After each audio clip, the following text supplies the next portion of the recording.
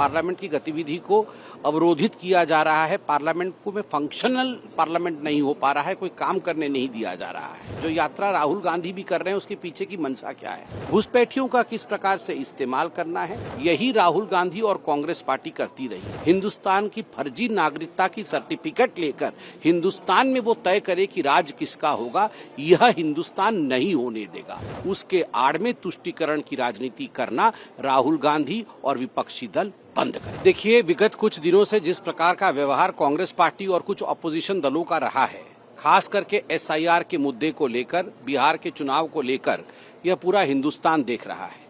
मैं पार्लियामेंट के बाहर खड़ा हूं, आप सभी देख रहे हैं कि पार्लियामेंट की गतिविधि को अवरोधित किया जा रहा है, पार्लियामेंट को में फंक्शनल पार्लियामेंट नहीं हो पा रहा है, कोई काम करने नहीं दिया जा रहा है।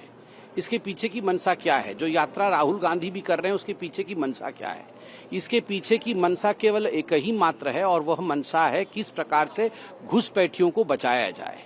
जो देश के इन्फिल्ट्रेटर्स हैं, जो देश के अंदर घुसे हुए हैं, जो नागरिक नहीं है देश के, यह एक प्रक्रिया है, स्वाभाविक प्रक्रिया है कि इलेक्शन कमीशन का ये दायित्व बनता है कि जो घुसपैठिए हैं किस प्रकार से उनको क्लेंजिंग की जाए, वो इलेक्टोरल रोल में नहीं आए और वो इलेक्शन में भाग न ले सके। ये अधिकार उनको नहीं है वोट देने का। घुसपैठियों के माध्यम से किस प्रकार से चुनाव जीतना है, घुसपैठियों का किस प्रकार से इस्तेमाल करना है, तुष्टीकरण की राजनीति को किस प्रकार से आगे बढ़ाना है, यही राहुल गांधी और कांग्रेस पार्टी करती रही है। और संवैधानिक संस्थाओं को गाली देने का इनका रिकॉर्ड पुराना है।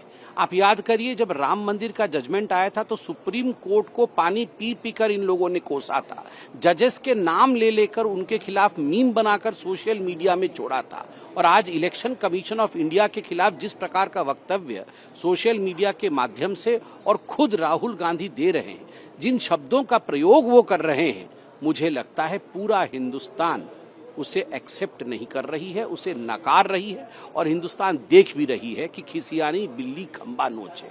और एक बात बिल्कुल स्पष्ट रूप से देश जानता है कि हम घुसपैठियों के साथ खड़े नहीं हैं। किसी भी कीमत पे घुसपैठिए आकर यहाँ पर वोट दे हिंदुस्तान में, हिंदुस्तान की फर्जी नागरिकता की सर्टिफिकेट लेकर हिंदुस्तान में वो तय करे कि राज किसका होगा, यह हिंदुस्तान नहीं होने देगा। उसके आड़ में तुष्टीकरण की राजनीति करना राहुल गांधी और विपक्षी दल बंद करें। देखिए, ऐसी कौन सी संस्था है जिसके खिलाफ विपक्ष खड़ी नहीं हुई है? हिंदुस्तान की कौन सी संस्था है?